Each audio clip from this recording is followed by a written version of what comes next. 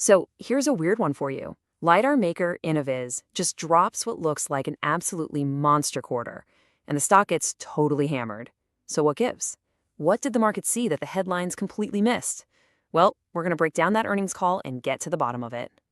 All right, so check this out. The headline number was just, wow, a monster. We're talking revenue of $15.3 million. That's a massive 238% jump year over year. I mean, come on, in this market, that kind of hypergrowth is pretty much a unicorn. And that right there is the big mystery, isn't it? You see a triple-digit revenue beat. You're thinking champagne corks are going to be popping, right? Fireworks. But nope.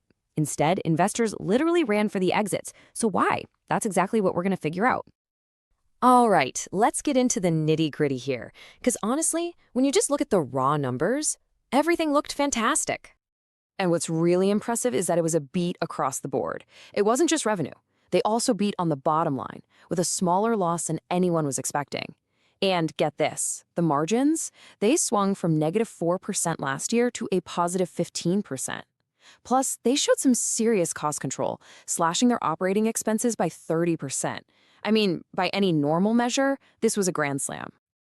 But the market just wasn't buying it at all. Despite all those great numbers, the reception was, well, ice cold. So here's how the day went down. The earnings report comes out before the market opens, and boom, the stock shoots up over 7.5%. Looking good, right? Wrong. As soon as that opening bell rings, all that strength just evaporates. The stock reverses hard and ends up closing the day down 5%. A classic, just brutal earnings day fade. And if you want to see the conviction behind that move, just look at the trading volume. It was more than double the average. So, this wasn't just some quiet little drift downward. Oh no, this was a high-volume stampede for the exits. The sellers meant business. So where's the disconnect? To really get why the market reacted this way, we've got to listen to the story management was telling on their conference call. And let me tell you, they were painting a very rosy picture. Oh yeah, management came out swinging. They were talking up a huge new contract win for Level 4 autonomous trucks. We're talking seriously automated driving here, a massive validation for their tech. They unveiled their brand new product, the InnovizThree. They talked about all the progress they're making with big names like Volkswagen. And to top it all off, they confidently reaffirmed their full-year guidance. The message they were sending was crystal clear. Everything is awesome, everything is going exactly to plan. And the CEO, Omar Khalaf, he took it even a step further. He basically framed the whole LiDAR industry as a battle royale. He's arguing that the market is shrinking down to just a few key players, and Innoviz is set up perfectly to be one of the last ones standing. A real winner-take-most situation. Okay, so if management is that bullish, what on earth did investors see that made them so nervous? Well, this is where it all comes together. It seems like the market looked straight past all that good news and zeroed in on one single critical problem. And here's the dilemma in a nutshell. It's really a tale of two tapes.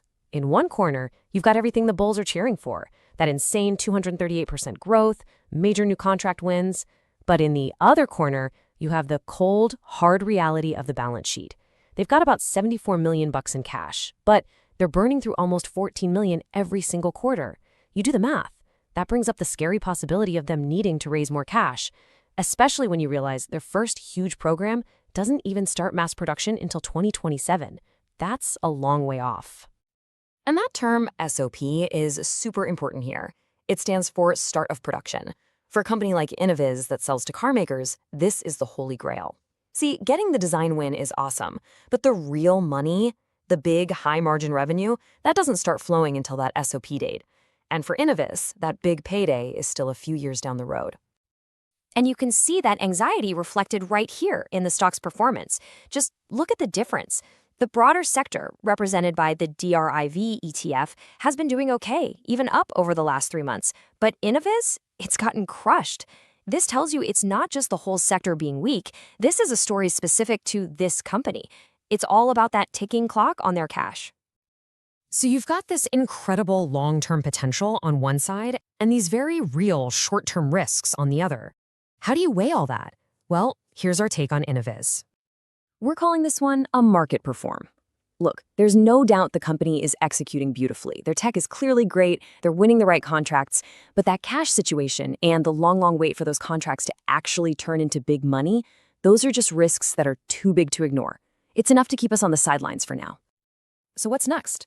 Well, looking ahead to Q4, if you back into their full-year guidance, it kind of implies a softer quarter, maybe around $12 million in revenue. We're expecting that cash burn to keep on chugging along, and because of that, our prediction is that the stock is probably just going to trade sideways for a while. It's stuck in limbo until there's a new catalyst, either another massive contract win or, more importantly, some news on how they're planning to fund themselves until that 2027 payday.